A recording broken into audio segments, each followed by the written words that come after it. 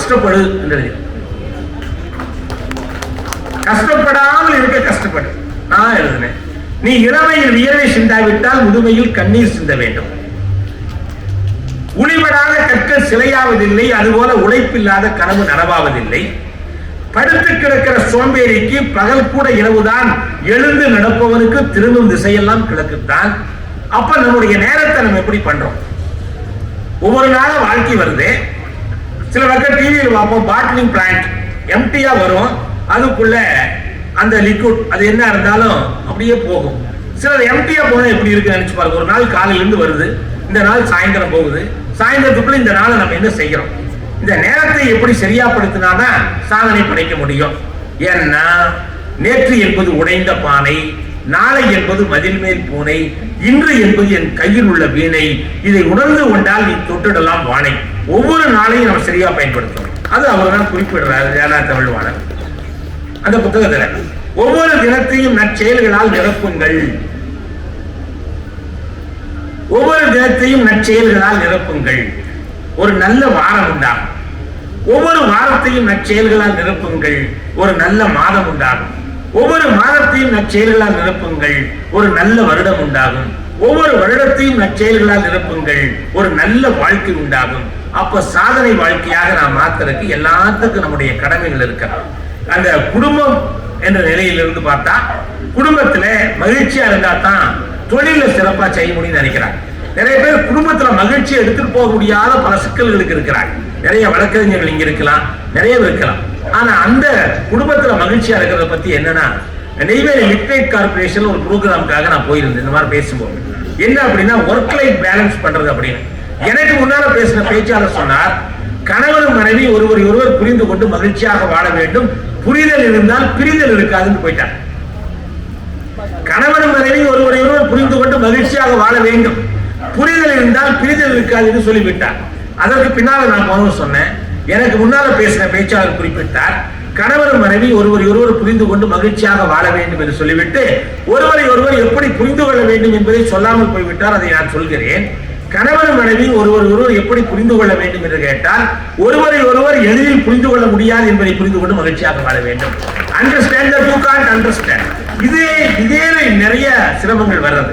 அதனால பேசாம அவர்களுக்கு என்று ஒரு தனியா உலகம் இருக்கிறது, அவர்களுக்கு என்று விருப்பம் இருக்கிறது, அவர்களுக்கு என்று லட்சியம் இருக்கிறது, நமக்கு என்று உலகம் இருக்கு, லட்சியம் என்பது என்பதை புரிந்து கொண்டால் அந்த பிணக்கு இல்லாமல் பிரச்சனை இல்லாமல் போலாம்.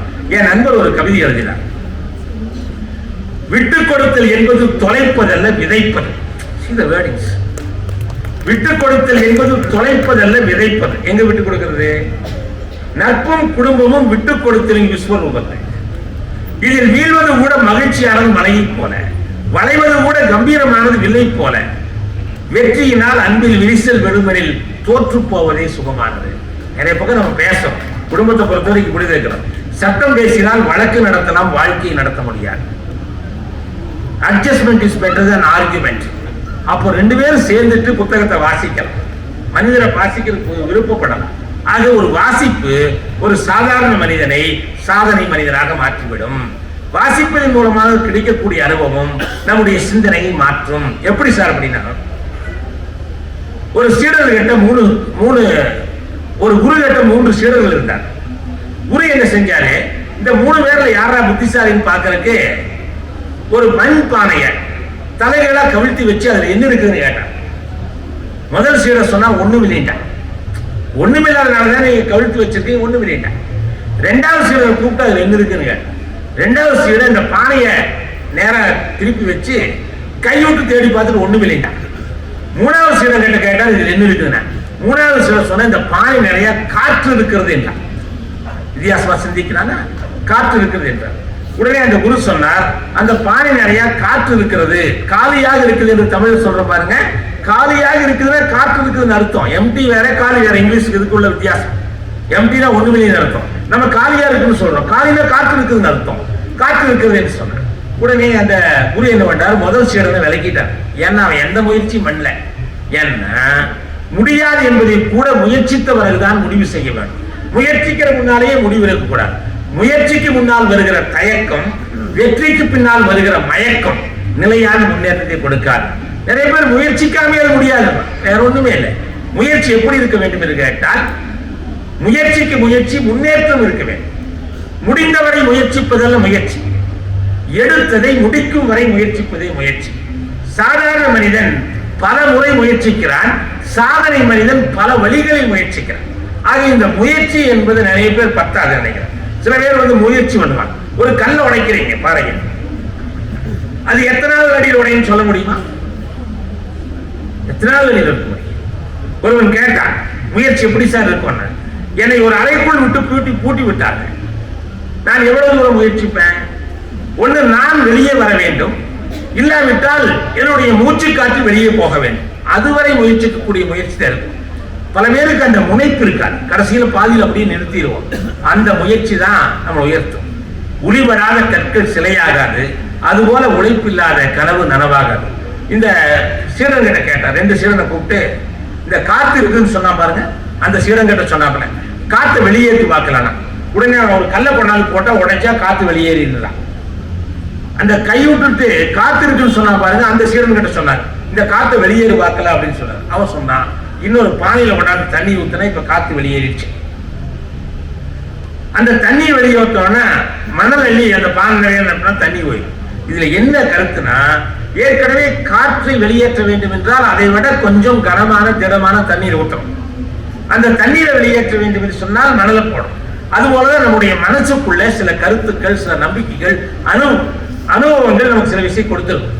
அதன்படி வாழ்ந்து கொண்டிருப்போம். ஒரு பேட்டர்ன், இந்த மொபைல் போனுக்கு எப்படி ஒரு பேட்டர்ன் விடுற பாருங்க, அதுபோல நம்முடைய லைஃப்ல ஒரு பேட்டர்ன் இருக்கு. காலையில் எந்திரிச்சு சாயந்தரம் வரைக்கும் இதே மாதிரி நம்ம ரொட்டீனா போயிட்டே இருப்போம். இந்த பேட்டர்ன்ல இருந்து நம்முடைய வாழ்க்கை எப்படி மாத்துறதுன்னா, தினசரி தூங்குறதுக்கு முன்னால் ஒரு 5 நிமிஷம் யோசிக்க வேணும். காலையில இருந்து சாயந்தரம் வரைக்கும் இந்த வாழ்க்கை எப்படி பயன்பட்டது, எங்கெங்க சிக்கலாச்சு, இது எப்படி அணுகி இருக்கலாம் என்று பார்க்க வேண்டும். சில பேருக்கு நிறைய அணுகுமுறை இருக்கும், நல்ல அறிவு இருக்கும், ஆனா அணுகுமுறை இருக்காது. அணுகுமுறை இல்லாதவங்க சாதனை படிக்க முடியாது, சாதிக்க முடியாது. இந்த அணுகுமுறையை பற்றி சொன்னா மேத்தா ஒரு கவிதையில குறிப்பிடுகிறார், காற்று தென்றலாக வரும், புயலாக வரும். காற்று தென்றலாக வருகிற பொழுது பூக்களுக்கு தலை சீவி விடுகிறது, அதே காற்று புயலாக வருகிற பொழுது பூக்களின் தலையை சீவி விடுகிறது என்று சொல்லுகிறார். ஆக நம்முடைய அணுகுமுறை சரியாக இருந்தால் கேட்பவருடைய உள்ளத்தை ஊக்கப்படுத்துகிறது, அணுகுமுறை தவறாக இருந்தால் கேட்பவருடைய உள்ளத்தை ஊனப்படுத்துகிறது. ஊக்கப்பட்டவர்கள் நமக்காக உழைக்கிறார்கள், ஊனப்பட்டவர்கள் நமக்கு எதிராக உழைக்கிறார்கள். இதுதான் அப்ரோச் சைக்காலஜி சொல்றோம். அந்த அணுகுமுறை யாரிடம் சரியா இருக்கிறதோ அந்த அணுகுமுறை தினசரி நம்ம மாற்றிக்கொண்டு இருந்தால் நம்முடைய வாழ்க்கையை மாற்றலாம். வாழ்க்கையில முன்னேறுவதற்கு என்று சொன்னால் நாம் நமக்கு மேலே உள்ளவரிடம் தான் கற்றுக்கொள்ள வேண்டியது கட்டாயம் கிடையாது. நமக்கு கீழே இருக்கக்கூடியவரிடம் நாம் கற்றுக்கொள்ளலாம். எப்படி என்று கேட்டால், நிமிர்ந்து பறிக்கிற மாங்கனியை விட குனிந்து பறிக்கிற துளசியே சிறந்தது.